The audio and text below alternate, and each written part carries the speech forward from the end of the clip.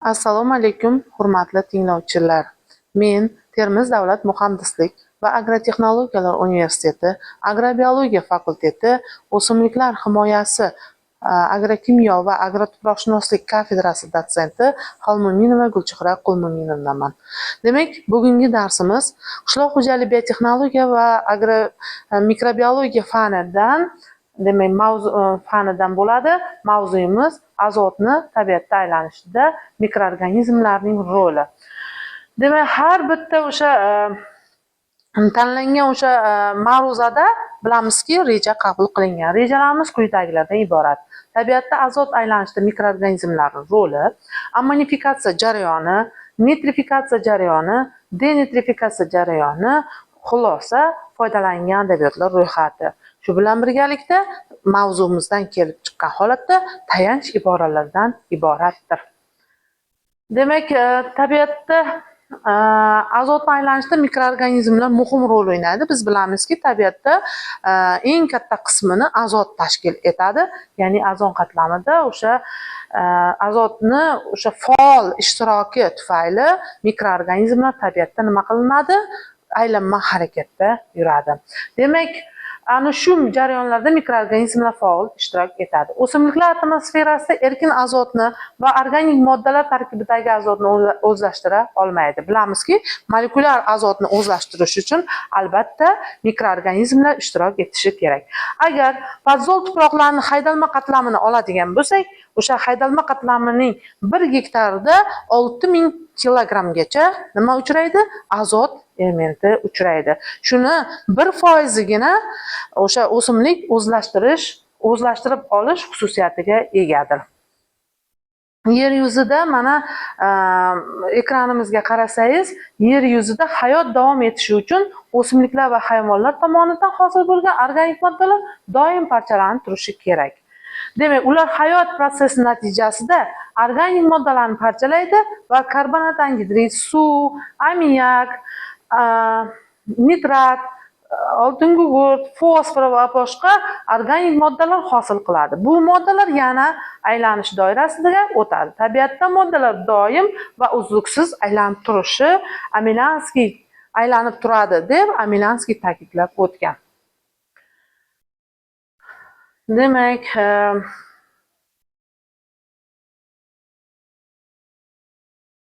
tabiatda azot zaxirasi juda ko'p. Havo tarkibida biz bilamiz, o'sha 5 dan 4 qismini azot tashkil etadi. Bu 78%ni demak azot tashkil etadi. Shunda 1 gektar yer ustidagi havoda 80 ming tonna azot bo'ladi. Yer yuzida yashab turgan organizmlarda azotning miqdori 20-25 milliard tonnani tashkil etadi. Podzol tuproqlar haydalma qatlamining 1 gektarda 6 tonna, qora tuproqlarda 18 tonna azot hosil qiladi. Shunday qilib, azot tabiatda aylanib yuradi. Azotning tabiatda aylanishida ammonifikatsiya, nitrifikatsiya, denitrifikatsiya va azotifiksatsiya prosesslari, ya'ni jarayonlari boradi. Hurmatli tinglovchilar, mana shu yerda yana bir nechta misollar aytishimiz mumkin. Shuncha azot butun yer yuzining 30 sm tuproq qatlamida joylashgan. Shu element zaxirasining 3-5%ga to'g'ri keladi. Har xil tuproqlardagi haqiqiy azot miqdori ancha keng doirada o'zgarib turadi. Demak, o'sha qumoqli podzol tuproqlarda 6150 kilogramdan 15720 kilogramgacha, chimli qora tuproqlarda 13200 kilogramgacha, torfli o'tloq tuproqlarda esa 69600 kilogramgacha teng keladi azot miqdori. Shunday qilib, tuproqning barcha xillarida ham amalda katta azot zaxiralari bor.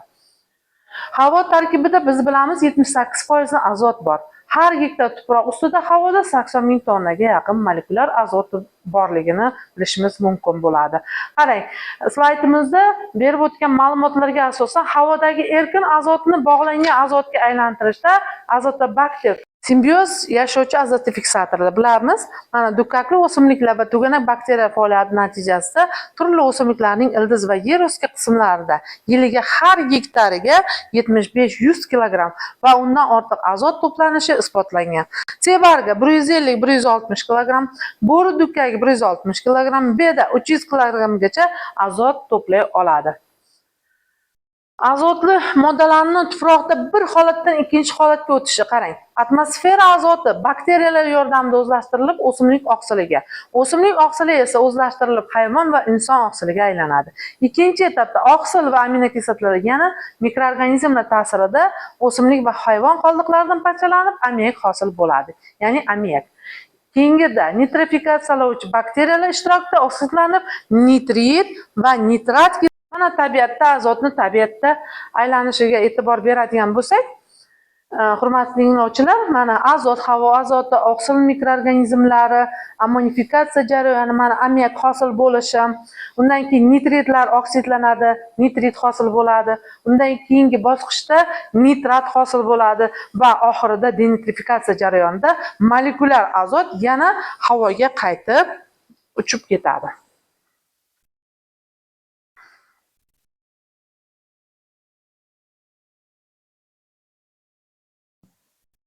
Demak, mana azot sxemasi, ammonifikatsiya jarayoni. Bu jarayon asosan oqsillarni ammoniakkacha parchalanishi, oxirida o'sha ammoniak hosil bo'lishi bu ammonifikatsiya jarayoni hisoblanadi. Ya'ni oqsil, aminokislota va tarkibida azot saqlovchi moddalarni parchalab, muhitda ammoniaklarni hosil bo'lishi jarayoni, demak, ammonifikatsiya jarayoni hisoblanadi. Bu chirish protsessi hisoblanadi. Mana oqsillarni chirish protsessi, ammoniak hosil bo'ladi, ammonifikatsiya jarayoni hisoblanadi. Bunda aerob va anaerob sharoitda boradi bu jarayon. Aerob sharoit degan bilasiz, kislorodli muhit, anaerob esa kislorodsiz muhit. Bu chiruvchi mikroorganizmlar gruppasiga xilma-xil bakteriyalar misol bo'ladi. Bularga misol ammonifikatsiya jarayonida ishtirok etuvchi asosiy mikroorganizmlar Pseudomonas, Bacillus, Clostridium turkum vakillari hisoblanadi. Mana bu yerda ekranga qarasak, hurmatli tinglovchilar, chirindi moddalar mana nitritda demak oltin gugurt to'roksida va suv bilan birlashmasida ammoniak hosil bo'lishi. Mana bu anaeroblardan eng keng tarqalgan mikroorganizmlar turkumi, bu mikroorganizmlar turi Clostridium putrificus bakteriyasi hisoblanadi. Ya'ni tayoqchasimon bakteriya, uzunligi 5-6 mikrometr, diametri 0,6-0,8 mikrometrni tashkil etadi. Ularni demak peritrix tipda ular bakteriyalar xivchinlangan spora hosil qilganda hujayrasi baraban tayoqchasiga o'xshash jarayonni hosil qiladi. Fakultativ anaeroblarda ichak tayoqcha, ya'ni Escherichia coli va protey tayoqchasi, bakteriya Proteus vulgaris misol bo'ladi. Peritrix tipda xivchinlangan bilamiz, hurmatli tinglovchilar, bakteriyalar albatta deyarli barcha bakteriyalarda xivchin bo'ladi. Bu xivchinlarning asosiy vazifasi bakteriyalarni harakatlantirishga yordam beradi. Mana monotrix, peritrix, lofotrix, amfitrix bakteriyalardan iborat. Demak, bu ammonifikatsiya jarayonida ishtirok etuvchi asosiy bakteriyalar, bular hammasi deyarli peritrix tipda joylashgan bakteriyalar hisoblanadi. Mana hurmatli tinglovchilar, mana bakteriya megaterum, bakteriya mycodes. Mana tuzilishlarini ham ko'ring. Bular tayoqchasimon bakteriyalar turiga kiradi. Bu o'simlik assimilyatsiyasi, azotobakteriya fiksatsiyasi tuproqda yashovchi o'simlik bakteriyalar bilan simbioz, ya'ni N degani nitrifikatsiya jarayoni, mana denitrifikatsiya jarayoni va ammonifikatsiya jarayonlari, mineralizatsiya jarayonlarini tabiatda keng aylanishini ko'rishimiz mumkin.